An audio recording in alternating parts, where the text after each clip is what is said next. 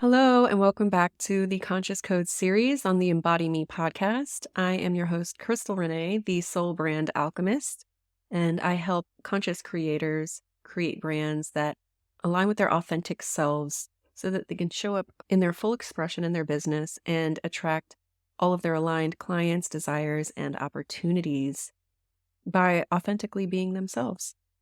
So let's get started on today's gate, which is gate 51. And I like to refer to this as the initiation of awakening. So gate 51 in human design is called the gate of shock, the gate of arousing, or the gate of initiation.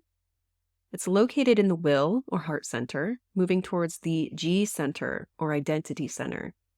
And this is in the channel of initiation, which is a design of needing to be first, and it's linked to gate 25. In the gene keys, this gate is called initiative to initiation. And in the I Ching, it's called the arousing. Thunder and lightning erupt suddenly. So this is in the tropical sign of Aries and the Vedic sign of Pisces, specifically in the Revati Nakshatra. So the overall energy of Gate 51 embodies a potent and transformative energy that can awaken individuals to a higher consciousness and a deeper connection with the divine. So this energy can be surprising, disruptive, and even tumultuous. But it's fundamentally about initiating transformation, growth, and a deeper spiritual understanding. So if you have this gate, you're either an initiator, a disruptor, or a catalyst. You shake up established norms and you guide others towards new perspectives. And you tend to be resilient, adaptable, and capable of responding to life's shocks and disruptions with grace and strength. So let's talk about the shadow of Gate 51, which is agitation. And this encompasses the experiences of fear, shock, and distress, serving as catalysts for personal transformation and awakening. So in your repressive nature, or if you're an introverted person, you can show up as being cowardly.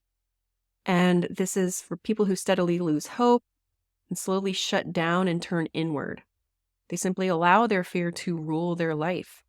Even though they have the power within them to pull themselves out, rarely do they find the courage to break out of the illusion.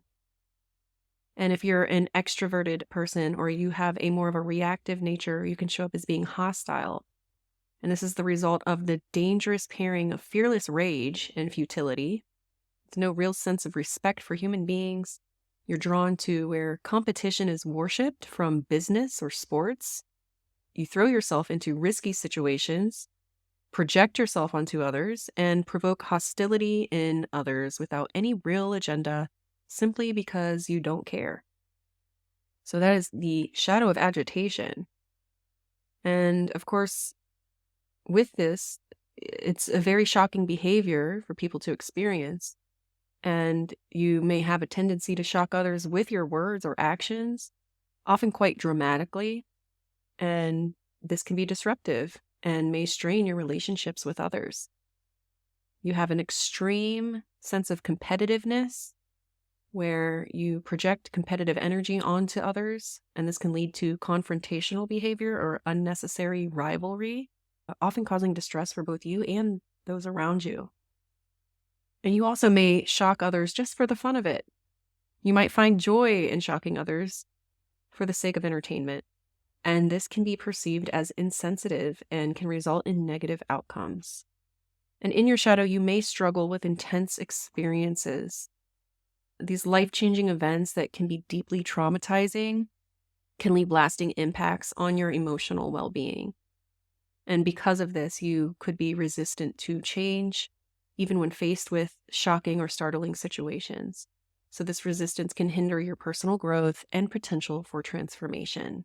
So you are either agitated or you are the agitator of others in your shadow. And sometimes you like to just do it for the fun of it. You like to shock people or create chaos just to see the outcome or how people react. But in your gift, you take initiative. And this signifies your ability to harness competitiveness and courage to be a catalyst facilitating growth and change in yourself and others. So you're actually stirring good fortune in your gift versus stirring bad fortune in your shadow. So in your gift, you actually awaken through shock because you possess the ability to awaken and evolve through shocking experiences. And this can lead to profound personal transformation and a greater understanding of life and spirituality. So something crazy happens and it actually wakes you up out of your slumber in your gift versus being afraid of it in your shadow. And in your gift, you embrace unpredictability. You have the potential to embrace life's changes and view curveballs as gateways into divine love.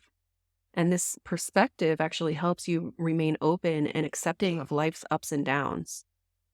You find strength in the disruption of life, and you possess the ability to consciously use the cycles of disruption and unexpected twists as catalysts that deepen your connection to source and to your life soul purpose. In your gift, you're very resilient and adaptable.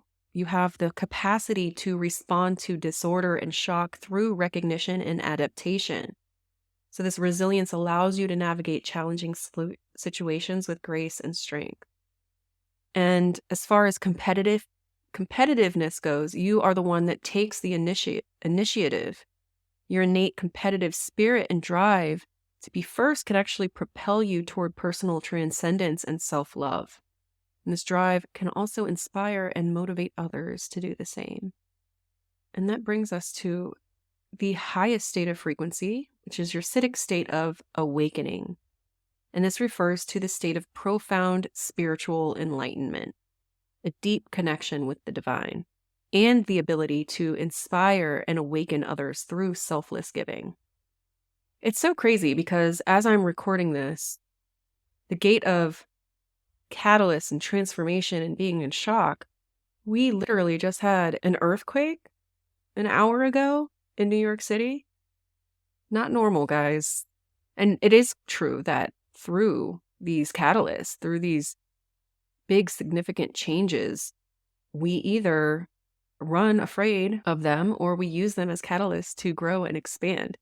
Look at 2020 and what happened with that whole scenario and all the people that were afraid versus the people that used it as a catalyst to tap more deeply into who they truly are. And in your acidic state, you have the potential to use others as mirrors to reflect your own level of excellence, helping you grow rather than pushing others down to feel superior. You have the potential to maintain a deep connection to source, to God, to the universe, even during these times of disruption or shock. And this connection can guide you and provide a sense of purpose and direction. I absolutely love this gate. Like I resonate so deeply with it, even though I do not have this gate active at all in my chart. It's a beautiful gate. And it's the gate of awakening, the gate of initiating change through crazy turmoil, right? And that's what I love about it. It's a catalyst for originality, empowerment, and organization to bring new things into the world. And this awakening can lead you to higher states of being, a rising of energetic frequency through your genetics, and that results in a more conscious and enlightened life experience. So beautiful. So how you can use this gate in your brand or your business is to be the catalyst of change, to say the things that people won't say, to do the things that most people won't do because you have that inner strength and resilience within you. Shake things up a little bit.